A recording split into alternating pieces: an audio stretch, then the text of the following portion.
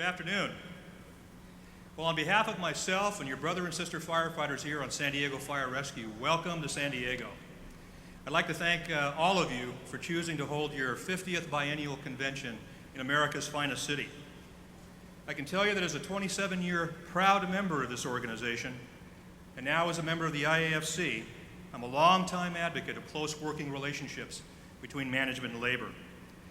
I'd like to thank General President Schaetberger, his executive board, the IAFF staff, and really all of you for your ongoing leadership and advocacy for the betterment of the fire service, our firefighters, and our community.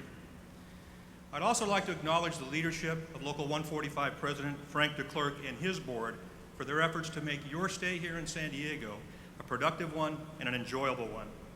But more importantly, I'd like to thank them for their willingness to work hand in hand with me, my management team, our mayor, and our city council on issues that are important to all of us.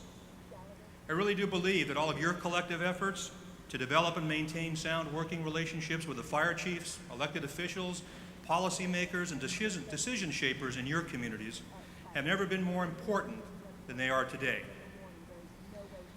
As you heard this morning, the fire service is under an unprecedented attack in our abilities to maintain the services we all know that our communities need and deserve from us. This is all the result of the worldwide economic recession, far beyond anything we have seen in 70 years, as General President Schaetberger noted this morning. In our city, we're in our 7th month of brownouts of fire engines. The most visible of many budget cuts that we have made to help bridge a citywide budget gap over the past several years. Today, 8 of our 47 fire engines are sidelined, and the firefighters have been dispersed to other fire stations to reduce overtime that we would otherwise spend to staff those vacancies. And over the course of a year, this will save our city $11.5 million. As difficult as it is for us to operate with fewer resources than we all believe are necessary to do great service to our community, I have to tell you that like many other fire chiefs and union officials throughout our great nation, we have found this to be the better of several poor alternatives that were available to us. That said, measures like these clearly do have impacts, and it's incumbent upon all of us in this room to make sure that our communities, our elected officials, and the media are aware of what those impacts are, and that our firefighters as well are cognizant and are able to explain them. I can tell you that to that end, this weekend, I had the pleasure of joining Local 145 and IAFF staff in putting on a Fire Ops 101 exercise at our Naval Training Center here. This is an opportunity when members of our community, elected officials, members of the media, key decision makers in our community had the opportunity to come out and witness firsthand, with hands-on training, what it means to do fire attack, to do search and rescue, to do roof ventilation, and to handle a cardiac arrest.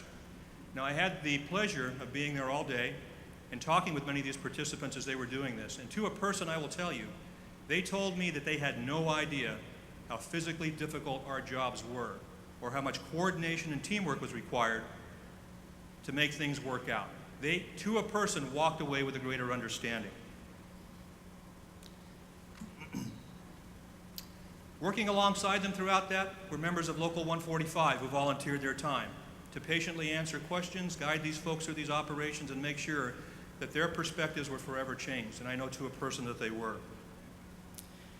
I'd like to thank Assistant to the President, Lori Moore, for the General President Lori Moore, for her leadership in putting together that Fire 101 series, and her staffs as well. I'd like to thank the Local 145 members and board members, particularly Mark Davis, who served as the architect of our effort in putting that on. They dedicated many, many hours to ensuring the success of that program, and I know that it's going to pay big dividends. Only through efforts like these, coupled with political action and our continued efforts to educate citizens and the news media, will the fire service be able to stem that unprecedented attack in our ranks and our resources.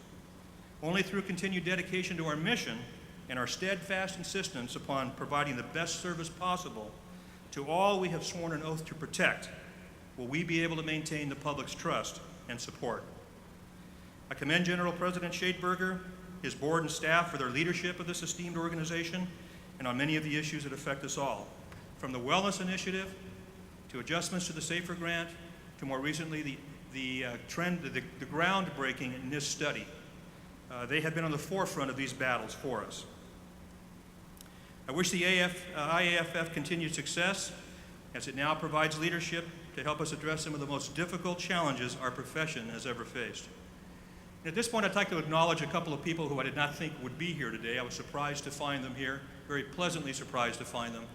But these are two great leaders in our community. One is a person who retired as a fire chief from our department. Another one was a long-tenured Local 145 president. So I know I'm going to embarrass them, but I'm going to make them do it anyway. Ron Satoff, retired fire captain, Local 145 president, and retired fire chief Jeff Bowman, please stand.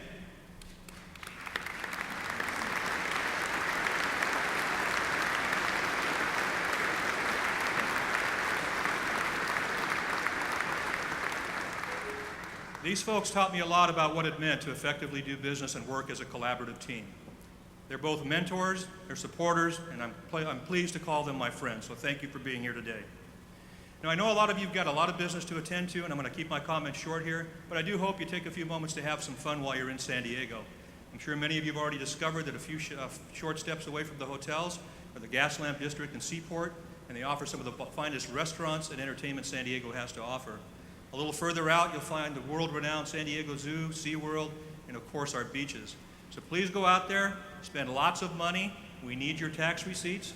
And I can tell you that in anticipation of your arrival, we asked our logistics section to order up some good weather for you.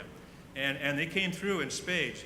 But unfortunately, because of the budget reductions we had to take a little high heat along with it. So I don't think it'll be a challenge for any of you here, but please remember to stay well hydrated while you're out there. Okay? Well, thank you all again for coming to San Diego. I wish you good fortune in the hard work you have ahead of you, but I do hope you have a chance to get out and enjoy some of all our city has to offer. Thank you.